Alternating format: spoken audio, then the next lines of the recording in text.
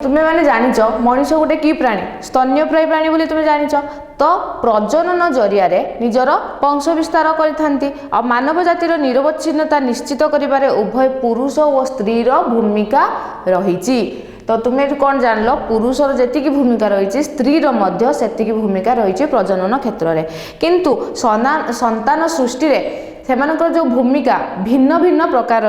होता है जहाँफल कि तेणु से शरीर गठन में भिन्न भिन्नता देखा जाए गोटे पुरुषर शरीर गोटे स्त्रीर शरीर भीतर डिफरेन्स अच्छी कि नहीं भिन्नता अच्छी कि नहीं कहीं अच्छी कहीं प्रजनन समय बा संतान सृष्टि समय दुई जनकर भूमिका भिन्न भिन्न होता है तो भूमिका बा कार्य भिन्न भिन्न हो गठन भिन्न भिन्न होता है। तो जमीक आम पूर्व चैप्टर पढ़ुले युवक्रांति आम पढ़ी कौन पढ़ी युवक्रांति तुम्हारे मन अच्छे पवर्टी जोटा कहती तो युवक्रांति रे कौन हुए आम केमी जापारे युवक्रांति होता बोली तो सही समय कौन हुए युवक्रांति समय किशोर किशोरी मान शरीर में गाठनिक क्रियात्मक और आवेगिक परिवर्तन देखा था जमीक पुओ मानकर निशदारी उठी थाए झील मानकर स्तन्य ग्रंथि विकसित होता है आ कंठस्वर परिवर्तन होता है ता सहित प्रजनन अंगर विकास घटी थाए उभय संतान सृष्टि करिबार सामर्थ्य पाई थांती। बुझिथिल तुम युवक्रांति तो से कहूँ जे मानव लिंगीय जननर आमर तार भूमिका जो संतान सृष्टि रे पुरुष स्त्री भिन्न गठन जो कार्यर भूमिका तांकर भिन्न भिन्न होइथिबारु तांकर गठन भिन्न भिन्न होता है जमीक युवक्रांति पर किशोर किशोरी मान शरीर में आवेगिक गाठनिक और क्रियात्मक परिवर्तन देखा देता है। तो नेक्स्ट आम कौन पढ़ा युग्मक जनन कौन पढ़ा यहाँ बुझीपार लिंगीय जनन कौन कहीं जो जनन अंगरे किसी विकसित होता है प्रजनन अंगर विकसित घटी थाए उभय संतान सृष्टि करिबार क्षमता पाई थांती। नेक्स्ट पढ़ा युग्मक जनन युग्मक जनन देख युग्मक जनन द्वारा शुक्राशय शुक्राणु और डिंबाशय डिंबाणु देख शुक्राशय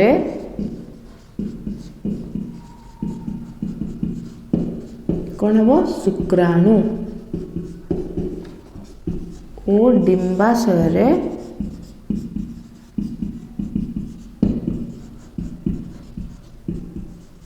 डिंबाणु सृष्टि होता है। शुक्राणु सृष्टि प्रक्रिया को शुक्राणु जनन और डिंबाणु सृष्टि प्रक्रिया को डिंबाणु जनन कहा जाए। तो यहाँ को कौन कहा जाए शुक्राणु जनन शुक्राणु जनन एटा हला डिंबाणु जनन कहा जाए शुक्राणु जनन और डिंबाणु जनन कमन रखल युग्मक जनन रे शुक्राशय सृष्टि होउथिबा शुक्राशय शुक्राणु और डिंबाशय डिंबाणु सृष्टि होता है शुक्राणु को शुक्राणु जनन और डिंबाणु को डिंबाणु जनन बोली कहा जाए। युग्मक जनन समय अर्धायन बा अर्ध विभाजन घटी शुक्राणु डिंबाणु सृष्टि होगा सहित साधारण कोषर जो गुणसूत्र थाए ताहा अर्धा हो जाए तुम जान अर्ध विभाजन आम पढ़ी जोटा कि 2n थी तो केते हो तार अपत्य कोष n गुणसूत्र हो 2n गुणसूत्र थाए मातृकोश जो सृष्टि हुए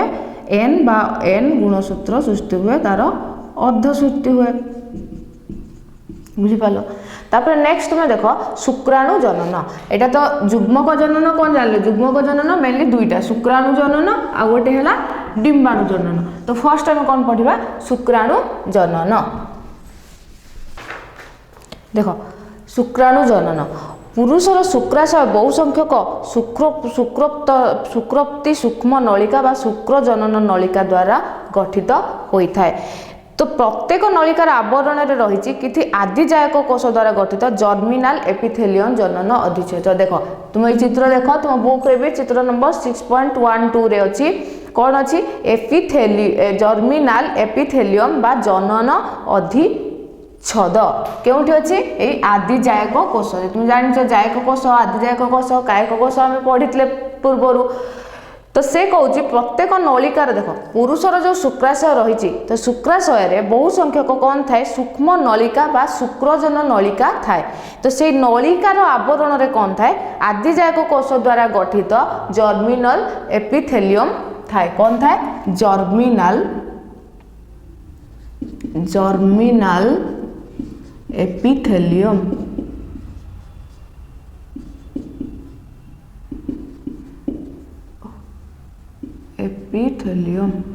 जर्मिनल एपिथेलियम थाए तो यही अधिच्छेद थिबा कोषरे समविभाजन हेबा फल उत्पन्न कोष गुड़िक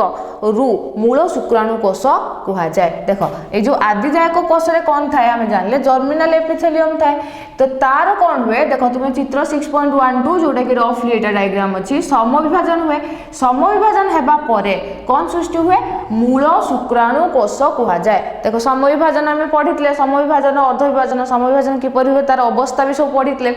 तो ये आदिजायक कोषर समविभाजन हेबा परे जो कोष सृष्टि हुए ताकू कौन कह जाए मूल शुक्राणु कोष बोली कह जाए यही प्रक्रिया हेउथिबा प्रावस्था को प्रगुणन प्रावस्था बोली कह जाए एटा देखो लेफ्ट साइड रे लिखा है प्रगुणन प्रावस्था तो एटा टोटल देखो तार एरो मार्क केउठ दिया है जो आदिजायक कोष रु जो समान समविभाजन हेबा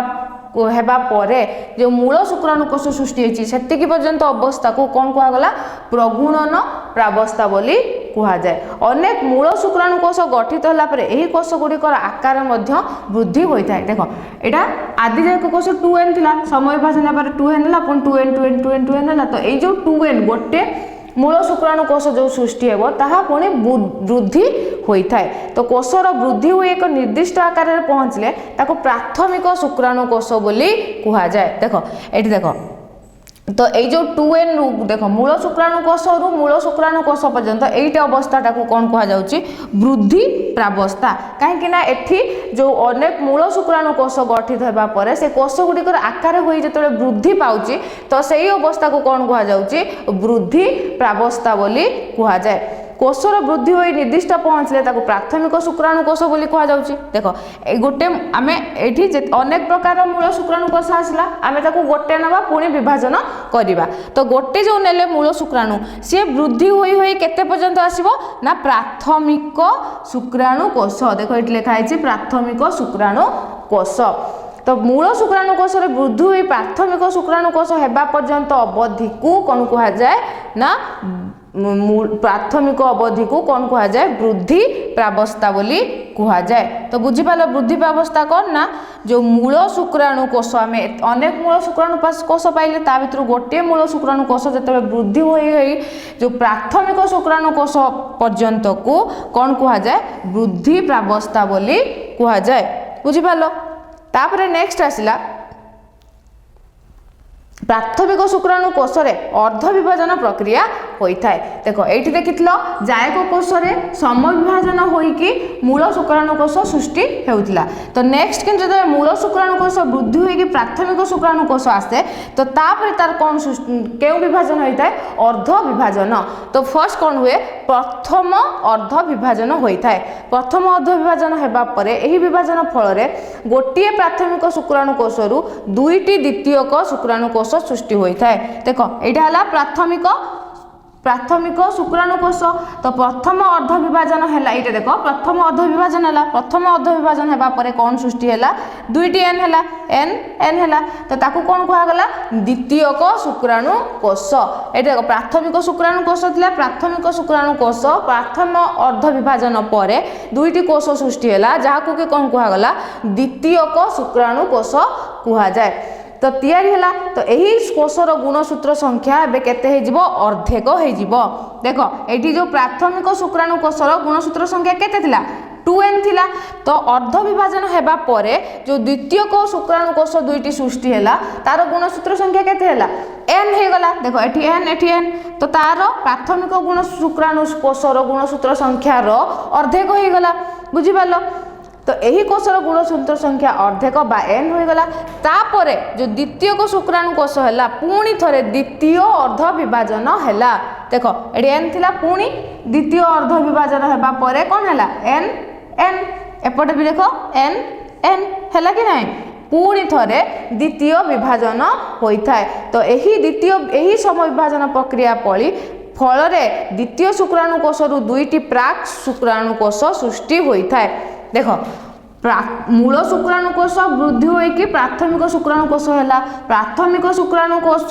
प्रथम अर्धविभाजन होगा फल दुईटी कोश सृष्टि है जहाँ को कौन कहगला द्वितीयक शुक्राणुकोश। द्वितीयक शुक्राणुकोश पुणी आउ थे द्वितीय अर्धविभाजन होइकी जो सृष्टि हेबो ताकू कौन कह प्राक शुक्राणुकोश। देख मुझे लिखी प्राक शुक्राणुकोश जो एन डिवाइड हो सारा पुणी जो एन आउ थे एन एन है पुणी एपटे देख एन एन है तो सृष्टि होगा द्वितीयक शुक्राणुकोश अर्धविभाजन सरिबा परे जो कोश सृष्टि हुए ताकू कौन कह जाए प्राक शुक्राणुकोश बोली कह जाए। गतिहीन प्राक शुक्राणुकोश विभिन्न रकम परिवर्तन और परिवर्धित होता है जहाँ फल कि यह गतिशील शुक्राणु परिणत हो जाए। जिते प्राक शुक्राणुकोश सृष्टि हुए यहाँ गतिहीन होता है गति करें ना किंतु परवर्ती समय तार परिवर्तन हो अर्थात विभेदन हैला परे ता गतिशील होता है। प्राक शुक्राणुकोश शुक्राणु होगा पर्यंत समस्त प्रक्रिया को कौन कह जाए स्पर्मियोजेनेसिस। देख एटा हला प्राक शुक्राणुकोश देख ये एरो मार्क अच्छी प्राक शुक्राणुकोश। प्राक शुक्राणुकोश वृद्धि हुए कि एटा कौन सृष्टि है आमर आम फास्ट कौन जाने शुक्राणु जनन में कौन सृष्टि हुए शुक्राणु सृष्टि हुए कहीं शुक्राशय रु शुक्राणु सृष्टि हुए। तो शुक्राशय जो सृष्टि जो शुक्राणु सृष्टि हम प्राक शुक्राणुकोश शुक्राणु होगा पर्यंत अवस्था को कौन कह देख ये जो गारटा अच्छी यहाँ को एरो मार्क दिखाई स्पर्मियोजेनेसिस बोली कह जाए। कौन कह जाए स्पर्मियोजेनेसिस बोली कह जाए। प्राथमिक शुक्राणुकोश शुक्राणु सृष्टि होगा पर्यंत अवधि को परिपक्वन प्रावस्था बोली कह जाए। देख यहाँ कौन है आमर यहाँ प्राथमिक शुक्राणुकोश तो ये प्राथमिक शुक्राणुकोश रु शुक्राणु सृष्टि होगा पर्यंत अवस्था को कौन कह जाए देख ये लिखाई परिपक्वन प्रावस्था बोली कह जाए। कौन कह जाए परिपक्वन प्रावस्था बोली कह जाए। तो बुझीपार देख आउ थे देख फर्स्ट कौन जानले शुक्राणु जनन जो आदि शुक्राशय बहु संख्यार शुक्रजन नलिका थाए। शुक्रजन नलिका आवरण में कौन थाए आदिजायक कोश द्वारा गठित जर्मिनाल एपिथेलियम थाए। तो यही जर्मिनाल एपिथेलियम मध्य समविभाजन होगा परे कौन सृष्टि हेब मूल शुक्राणुकोश सृष्टि हुए। तो यही अवस्था को माने आदिजायक कोश रु मूल शुक्राणु कोश सृष्टि होगा पर्यंत अवस्था को कौन कह जाए प्रगुणन प्रावस्था बोली कह जाए। तापर मूल शुक्राणुकोश पुणी अनेक सृष्टि होला परे से वृद्धि होइकी कौन सृष्टि हेब प्राथमिक शुक्राणुकोश। तो मूल शुक्राणुकोश रु वृद्धि हुई प्राथमिक शुक्राणुकोश सृष्टि हेबाकू अवस्था को कौन कह जाए वृद्धि प्रावस्था बोली कह जाए। तापर प्राथमिक शुक्राणुकोश प्रथम अर्धविभाजन परे दुईटी अपत्य कोश सृष्टि करे जहाँ को कौन कह जाए द्वितीयक शुक्राणुकोश एन एन। तो तार कौन हेब ना जो प्राथमिक मूल जो प्राथमिक शुक्राणुकोशर गुणसूत्र संख्या जेतिकी थिबो तार अर्धेक होइजिबो। तापरे पुणी द्वितीयक शुक्राणुकोश पुणी थे अर्धविभाजन होगा परे कौन सृष्टि हेब प्राक शुक्राणुकोश सृष्टि हेब। प्राक शुक्राणुकोश पुणी आस्ते आस्ते वृद्धि होइकी शुक्राणु रे परिणत हेब। प्राक शुक्राणुकोश शुक्राणु रे परिणत हेबा पर्यंत अवस्था को कौन कह जाए स्पर्मियोजेनेसिस। कौन कह जाए स्पर्मियोजेनेसिस। तापर मूल देख ये जो मूल शुक्राणु प्राथमिक शुक्राणुकोश शुक्राणु पर्यंत हेबा अवस्था को कौन कहगला परिपक्व प्रावस्था बोली कह जाए। तो मेनली देख लो तीनोटी प्रावस्था अच्छी प्रगुणन प्रावस्था वृद्धि प्रावस्था परिपक्वन प्रावस्था। प्रगुणन रे आदिजायक कोश समविभाजन होई मूल शुक्राणुकोश सृष्टि है। वृद्धि प्रावस्था रे कौन है मूल शुक्राणुकोश वृद्धि होई प्राथमिक शुक्राणुकोश रे परिणत है। तापरे परिपक्वन अवस्था रे प्राथमिक शुक्राणुकोश वृद्धि होई क्रमश केउथरे परिणत है शुक्राणु रे परिणत है। तो बुझी पाल एथर शुक्राणु जनन प्रक्रिया रे शुक्राणु किपरि सृष्टि होता है। नेक्स्ट आम देखा शुक्राणु। देख शुक्राणुर गठन देख नेक्स्ट आसला शुक्राणु बा स्पर्म तार गठन देख तुम बुक रे चित्र नंबर 6.13 देछि तो मु तुमको रफली देखी देख गोटे स्पर्म किपरि बा शुक्राणुर गठन किपरि होता है। शुक्राणु गोटे एक लंब लांज विशिष्ट कोष देख एटा गोटे लंबा लांज भली हेनी देख लांज लांज देखिथिबो केमथि एमिति मोटा आकार आसिक सरू आकार जाय तो शुक्राणु गोटे लंब लांज विशिष्ट होता है। यार केतोटी अंश थाए तीनोटी अंश थाए कौन कौन तो देखि पाथो एठी तीनोटी हेड मिडिल पीस आ गोटे थर्ड अंश कौन टेल तो बुझी पाल तो तार तीनोटी अंश रही अग्रखंड बा हेड मध्यखंड बा मिडिल पीस आ गोटे थर्ड है टेल बा लांज तो शुक्राणु हेड्र आकार विभिन्न प्राणीर भिन्न भिन्न प्रकार होता है। ये जो हेड्र आकार देख ये गोटे एमती ट्रायंगल टाइप रही तो यहाँ विभिन्न प्राणीर समस्त भेरी करे समस्त अलग अलग प्रकार होता है। तो यार गोटे पाखे रही अग्रपिंडक यार पछक रही कोष न्यष्टि देख यार अग्रभाग कौन रही जो एग्रोजोम अच्छी आउ गोटे कौन अच्छी तार से ये भाग में न्यष्टि रही कोष न्यष्टि मध्यखंड भितर रही माइट्रोकॉन्ड्रिया देख तार मिडिल पीस बा मध्यखंड ता भीतर कौन अच्छी माइट्रोकॉन्ड्रिया ये देखी पाच तुम माइट्रोकॉन्ड्रिया अच्छी तो सी कौन तार अग्रभाग में बा हेड पाखरे अग्रपिंडक यार गोटे पाखरे रही अग्रपिंडक आ पछ पाखक रही कौन रही जोटा अग्रपिंडक यहाँ एग्रोजोम रही तार अन्य पार्टे कौन अच्छी कोष न्यष्टि अच्छी तार मिडिल पीस रे बा मध्य खंड रे कौन रही माइट्रोकॉन्ड्रिया मान अच्छी देख ये साइड रे देख माइट्रोकॉन्ड्रिया लिखाई माइट्रोकॉन्ड्रिया मान अच्छी हेड और मिडिल पीस भितर थिबा ग्रीवा बा नेक रे अच्छी सेंट्रियोल और ठीक न्यष्टि को लागिकी रही देख यहाँ तार न्यष्टि जमीक तुम मन रखिल हेड रे कौन अच्छी तार अग्रभाग रे एग्रोजोम आ गोटे अच्छी न्यष्टि कोष न्यष्टि अच्छी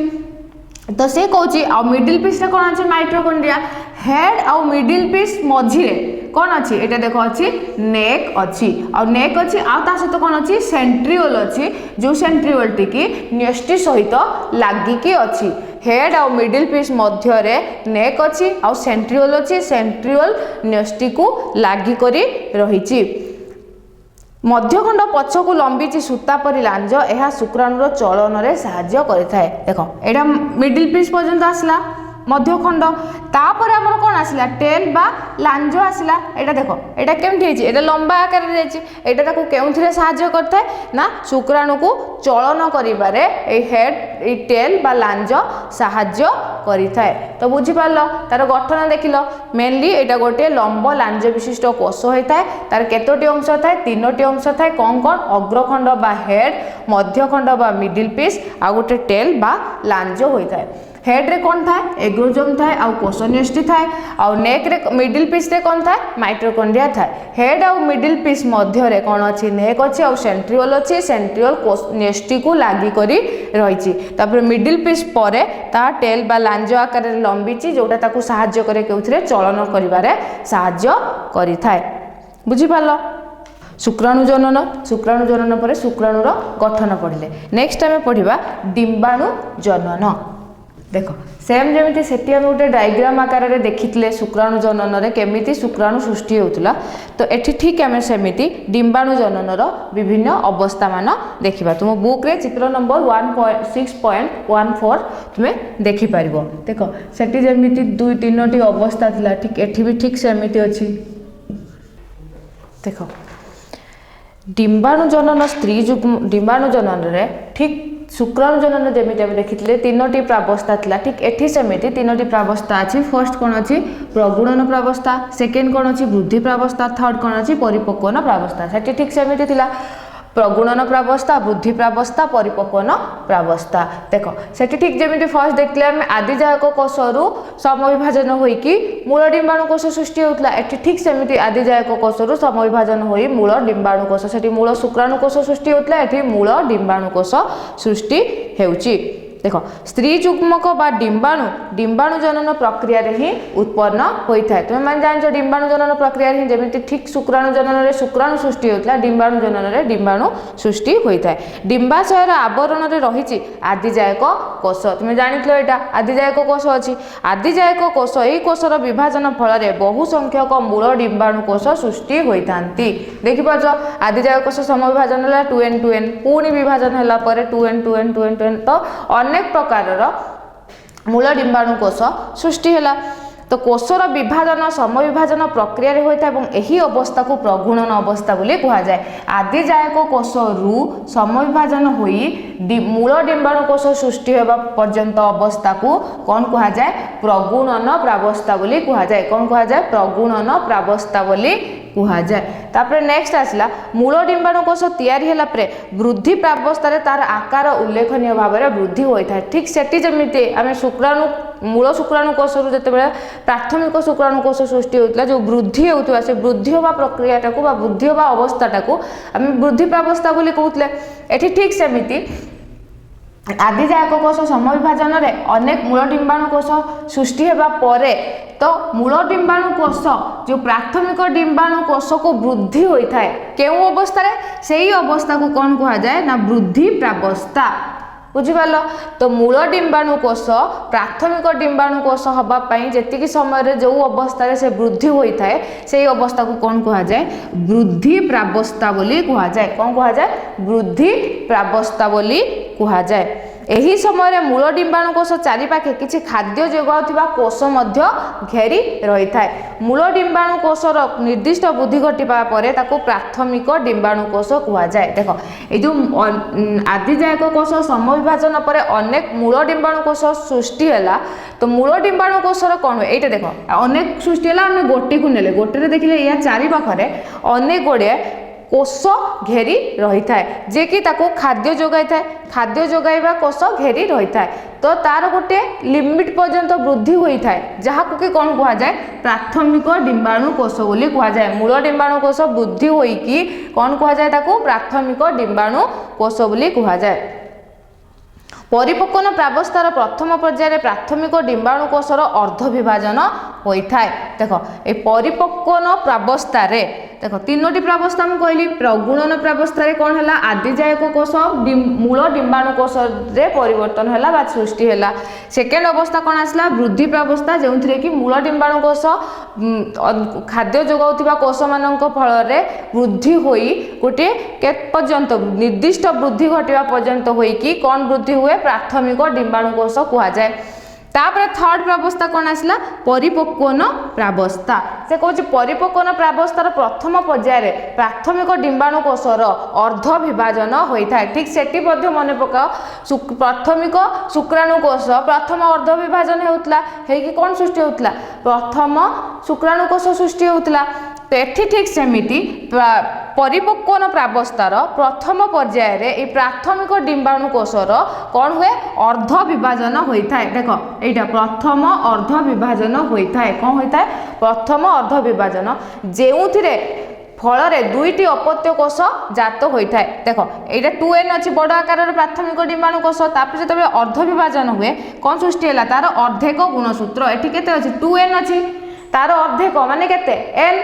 तो प्रथम अर्ध विभाजन होगा परे तो सृष्टि है केते देख एटी गोटे n एटी गोटे n तो केतोटी अपत्य कोष सृष्टि है दुईटी अपत्य कोष सृष्टि है जो अर्धेक संख्यक गुणसूत्र रही है। बुझिपाल प्राथमिक डिंबाणु कोष तापर प्रथम अर्ध विभाजन होगा पर जो दुईटी अपत्य कोष सृष्टि है तार गुणसूत्र से अर्धेक है। तेबे अपत्य कोष दुईटी रे कोष जीवक परिमाण कम बेसी हेबारु गोटे कोषर आकार अन्य कोष ठारू यथेष्ट बड़ होता है। देख तापर जो प्रथम अर्ध विभाजन है प्रथम अर्ध विभाजन हेबा परे गोटे अपत्य दुईटी कोष अपत्य कोष दुईटी रे कोष जीवक परिमाण कम बेसी है जहाँ फल गोटे कोष बड़ है और अन्यटी छोट है।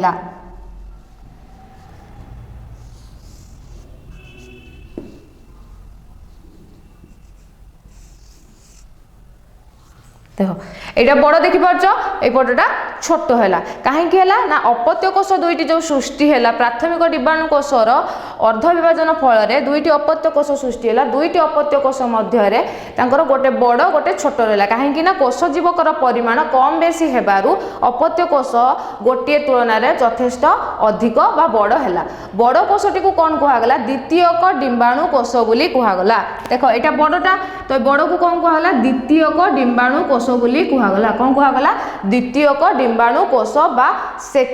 सेकेंडारी ओसाइट्स बोली कहगला। दुईटी गोटे बड़ गोटे छोट बड़ को कहगला द्वितीयक डिंबाणु कोष और छोट कोषटी को कौन कहगला प्रथम पोलार बॉडी। देखो राइट साइड रे लिखा है प्रथम पोलार बॉडी एटा रोमार्क अछि प्रथम पोलार बॉडी। प्राथमिक डिंबाणु कोष रु सृष्टि होइतबा दुईटी अपत्य कोष बड़ अपत्य कोष को कहा जाए द्वितीयक डिंबाणु कोष और छोट कोषटी को कहा जाए प्रथम पोलार बॉडी। एही प्रावस्थार द्वितीय पर्याय द्वितीयक डिंबाणु कोष और प्रथम पोलार बॉडीर समविभाजन होता है। देख यही परिपक्वन प्रावस्था पुणी दुईटी पर्याय आसला। देख कहीं यहाँ थोड़े विभाजन होती पुणी सेकेंड यहाँ पुणी आउ थे विभाजन होती तो यहाँ जो है यहाँ प्रथम अर्ध विभाजन गला तो यही अर्ध विभाजन फल दुईटी अपत्य कोष सृष्टि है। बड़टी है द्वितीयक डिंबाणु कोष छोटी है प्रथम पोलार बॉडी। तापर द्वितीय परिपक्वन प्रावस्थार पुणी द्वितीय पर्याय जो द्वितीय विभाजन हेबो द्वितीय विभाजन हेबा फल द्वितीयक डिंबाणु कोषर विभाजन है और एठी प्रथम पोलार बॉडीर मध्य विभाजन है। बड़ कोषटी डिंबाणु हुए और सान द्वितीयटी पोलार बॉडी हुए। देख जितेबाला द्वितीयक डिंबाणु कोषटी विभाजन हेबो तो सी पुणी कौन हेबो गोटे बड़ और गोटे छोट कोष सृष्टि हेबो जहा फल कि गोटे को आम जो बड़टा सृष्टि हेबो ताकू कहि परिबा डिंबाणु सृष्टि हैला बोली बा डिंबाणु आ तार जो छोटटी सृष्टि हेबो ताकू कहाजिबो द्वितीय पोलार बॉडी। बुझिपार यहाँ थी आमर जितेबाला प्राथमिक डिंबाणु कोष विभाजन होगा पर जो दुईटी अपत्य कोष है बड़ और छोट बड़टे है द्वितीयक डिंबाणु कोष से द्वितीयक डिंबाणु कोष पुणी थे विभाजन होगा पर द्वितीय अर्ध विभाजन पर जो दुईटी अपत्य कोष सृष्टि हेब से ठीक से हीपरी कोष जीवकर परिमाण बेसी कम थी गोटे बड़ रोटे छोट तो बड़ जी रही कौन कह डिंबाणु कह और छोटी को कौन कह द्वितीय पोलार बॉडी बोली कुहाजिबो। देख आउ किंतु ये जो प्रथम पोलार बॉडी जो विभाजन हेबो तापर जो विभाजन हो सृष्टि हेबो सेटा आस्ते आस्ते नष्ट हो जाए। सेपरि प्रथम पोलार बॉडी विभाजन पर दुईटी अतिरिक्त पोलार बॉडी ये जो दुईटी देख नष्ट हो जाए साइड रे लिखा जाइए ये दुईटी है अतिरिक्त पोलार बॉडी। परिपक्वन प्रावस्थार शेष में प्रथम डिंबाणु कोषरु गोटे डिंबाणु और तीनोटी पोलार बॉडी तैयारी होता है। देख परिपक्वन प्रावस्था जो गोटे आम प्राथमिक डिंबाणु कोष नहीं मूल डिंबाणु कोष नहीं जोटा वृद्धि होकर प्राथमिक डिंबाणु कोष होता तो सी तार विभाजन होगा पर शेष में आम कौन पाइले गोटे डिंबाणु पाइले आउ केतोटी पोलार बॉडी पाइले तीनोटी पोलार बॉडी पाइले। तो बुझीपार डिंबाणु जनन मेनली तीनोटी अवस्था थाए कौन कौन प्रगुणन प्रावस्था वृद्धि प्रावस्था परिपक्वन प्रावस्था। प्रगुणन प्रावस्था जो डिंबाशय जो आदिजायक कोष द्वारा आवरण थाए से आदिजायक कोषर समविभाजन होई अनेक मूल डिंबाणु कोष सृष्टि होता है। तापर नेक्स्ट आसला वृद्धि प्रावस्था। वृद्धि प्रावस्था मूल डिंबाणु कोष गोटे निर्दिष्ट आकार चारिपाखरे किसी कोष घेरी रही है जे खाद्य जोगाई था से एक निर्दिष्ट वृद्धि पर्यंत ताकू खाद्य जोगाई था जो निर्दिष्ट वृद्धि से पहुंची था ताकू कहा जाए प्राथमिक डिंबाणु कोष। तापर यहाँ है आम वृद्धि प्रावस्था। तापर थर्ड आसला परिपक्वन प्रावस्था। परिपक्वन प्रावस्थार प्रथम पर्यायर प्राथमिक डिंबाणु कोष अर्ध विभाजन होई दुईटी अपत्य कोष सृष्टि होता है। दुईटी अपत्य कोष मध्य कोष जीवकर परिमाण बेसी कम थिबारु गोटे बड़ और गोटे छोट कोष सृष्टि होता है। बड़ कोष को कहा जाए द्वितीय डिंबाणु कोष छोट कोषटी को कहा जाए प्रथम पोलार बॉडी। तापर नेक्स्ट पुणी द्वितीयक डिंबाणु कोष विभाजन होगा पर पुणी दुईटी अपत्य कोष सृष्टि होता है। ठीक बड़ कोष को कहा जाए डिंबाणु छोट कोष को कहा जाए द्वितीय पोलार बॉडी। तो ठीक सेमिति प्रथम पोलार बॉडी जितेबाला विभाजन हुए ताको कहा जाए से तापर दुईटी मध्य अतिरिक्त पोलार बॉडी सृष्टि होता है। तो सर्वशेष आम जाना पाइले कि प्राथमिक डिंबाणु कोष विभाजन होगा फल गोटे डिंबाणु और तीनोटी 1 2 3 तीनोटी पोलार बॉडी आम सृष्टि होता है बा तैयारी होता है। बुझीपाल